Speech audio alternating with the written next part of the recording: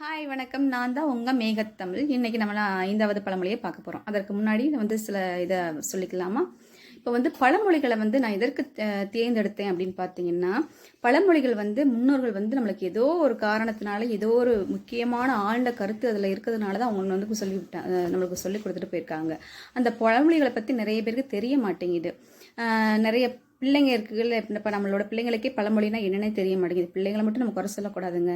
நிறைய ஆசிரியர்களுக்கே பழமொழிகள்னா என்னென்னு அதோட அர்த்தம் தெரிய மாட்டேங்குது. அதை எல்லாத்துக்கும் வெளிக்கொணரணும், எல்லாருக்கும் தெரியப்படுத்தணும்னு சொல்லிட்டு ஒரு முனைப்போடு தான் நான் செயல்பட்டுருக்கேன். இதுக்கு உங்களோட ஆதரவு எனக்கு ரொம்ப தேவை. அதனால் மறக்காமல் என் சேனலை லைக் பண்ணுங்கள், சப்ஸ்கிரைப் பண்ணுங்கள், ஷேர் பண்ணுங்கள். உங்களுக்கு தெரிஞ்சவங்களுக்கு எடுத்து சொல்லுங்கள். ஏதாவது தவறுகள் இருந்தால் சொல்லுங்கள், நான் அதை திருத்திக்கிறேன். ஓகேவா? இன்றைக்கி நம்ம பழமொழிகளை போகலாமா?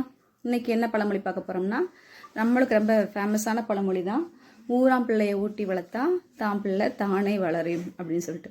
நானும் சொன்னேன் இல்லையா, நானும் ஒரு ஆசிரியர் தானே அப்படின்னு சொல்லிட்டு, நான் பணிக்கு போன பிறகு என் பிள்ளைங்களை கொஞ்சம் நம்ம ஒரு வேலைக்கு போனாலும்னாலே வர கொஞ்சம் லேட் ஆகும்.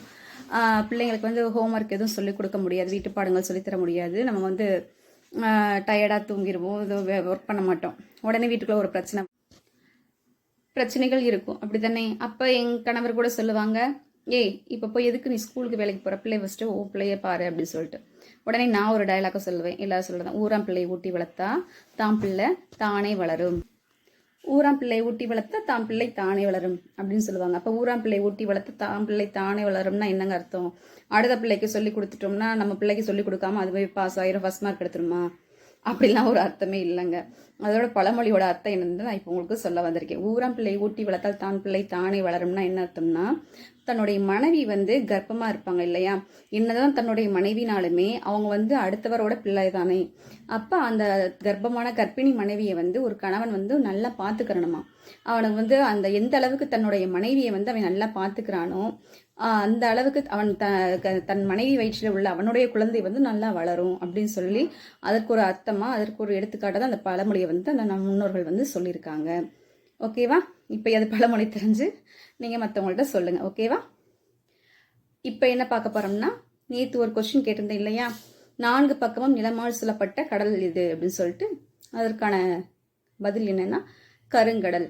இந்த கருங்கடலில் தான் 4 பக்கமும் நிலப்பரப்பு இருக்குது. ரஷ்யா, பல்கேரியா, உக்ரைன், இந்த மாதிரி நிறைய நாடுகள் இந்த கருங்கடலை சுற்றி இருக்கான். ஓகேவா? இன்றைக்கான கேள்வி, இந்தியாவில் முதலில் தோற்றுவிக்கப்பட்ட பல்கலைக்கழகம் எது? இதற்கான பதில் தெரிந்தவர்கள் கமெண்ட் பண்ணுங்கள், லைக் பண்ணுங்கள், ஷேர் பண்ணுங்கள்.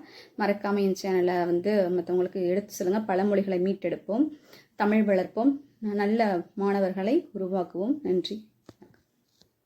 ஹாய் வணக்கம். நான் தான் உங்கள் மேகத்தமிழ். இன்றைக்கி நம்ம 5வது பழமொழியை பார்க்க